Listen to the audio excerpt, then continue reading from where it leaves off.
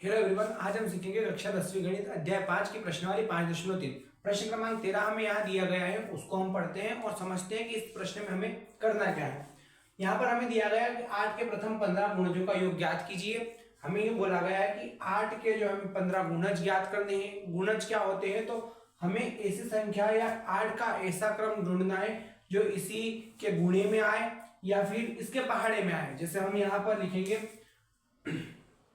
8 के प्रथम 15 गुणज। इसके बारे में हम छोटी सी चर्चा करते हैं। तो हमें ये ध्यान रखना है कि 8 के पहाड़े में आए या 8 से विभाजित हो, ऐसी संख्या हमें ढूंढनी है और वो हमारे कहलाएंगे यहाँ पर गुणज।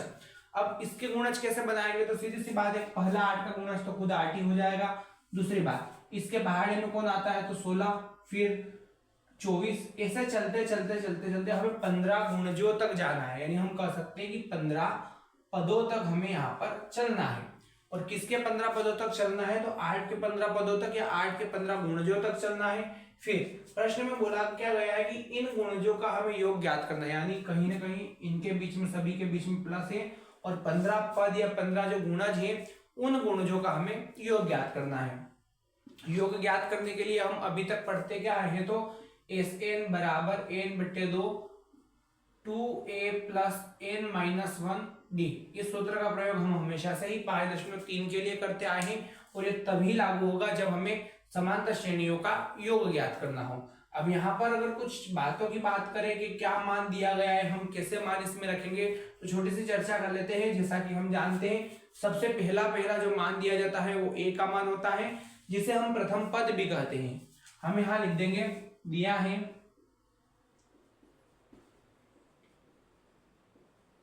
प्रथम पद a बराबर तो हो गया हमारा 8। उसके बाद a का मान यहां से हो गया। d क्या होता है, तो हम सीधी सी बात यूं कह सकते हैं कि d जो है हमारा सार्वअंतर होता है। और सार्वअंतर निकलता कैसे है, तो इन सभी पदों के बीच का जो अंतर या किन्हीं क्रमागत दो पदों के बीच का अंतर जो होता है वो हमारा सार्वअंतर कहलाता है।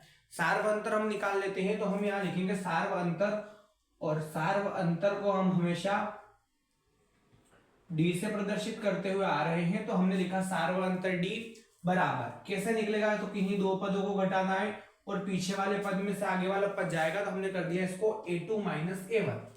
यहां हम मान रखेंगे तो d बराबर a2 का मान हमें दिया है 16 माइनस 8, यानी d का मान तो आ गया खुद ही 8।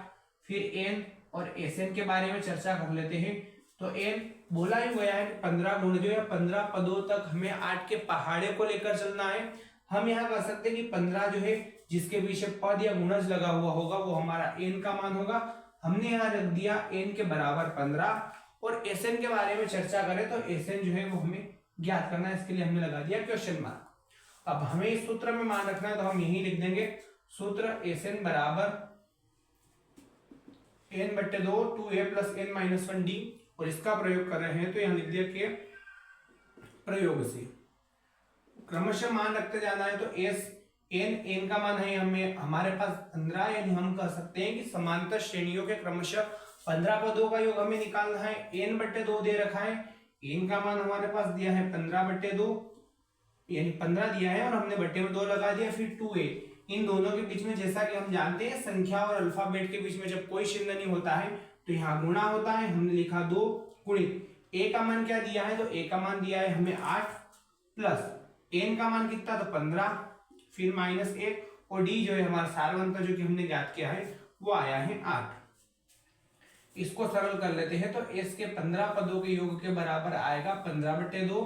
फिर यहाँ पर 2 का 8 के साथ या 8 का 2 के साथ 8 दूनी हो जाएंगे 16 प्लस 15 में से 1 जाएगा, हम कह सकते हैं कि 14 बचेगा, गुणित 8 चल ही रहा है, 14 × 84 14 7 98 14 8 112 प्लस 16, इसको ब्रैकेट में लिखा और बाहर चल रहा है 15/2।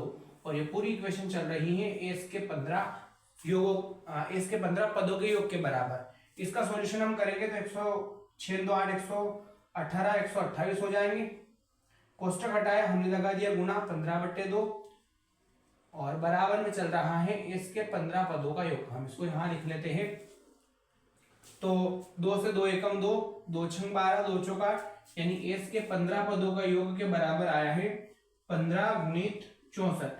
इनका गुणा कर लेते हैं तो हम यहाँ लिखेंगे a के 15 पदों के योग के बराबर 15 चौक तो ये हो जाएगा 60 की 0 हासिल बचे 6 15 का 75 15 6 की 90 90 और 6 हम जोड़ेंगे ये हो जाएगा 96 यानी a के 15 पदों का योग जो है वो निकल कर आया है 960। या प्रश्न के हिसाब से हम लिखे, प्रश्न में बोला गया कि 8 के प्रथम 15 गुणजों का योग ज्ञात कीजिए, तो हम यहाँ लिख देंगे अतः 8 के प्रथम 15 गुणजों का योग जो कि हमारे पास आया है 960 है। इस प्रकार से जब कभी हमें गुणजों में समांतर श्रेणियों का योग लगाना हो, हम क्रमशः पहले मान निकालेंगे और उसके बाद सूत्र में मान रख देंगे, हमारे आंसर या हमारा जो मान है वो ज्ञात हो जाएगा।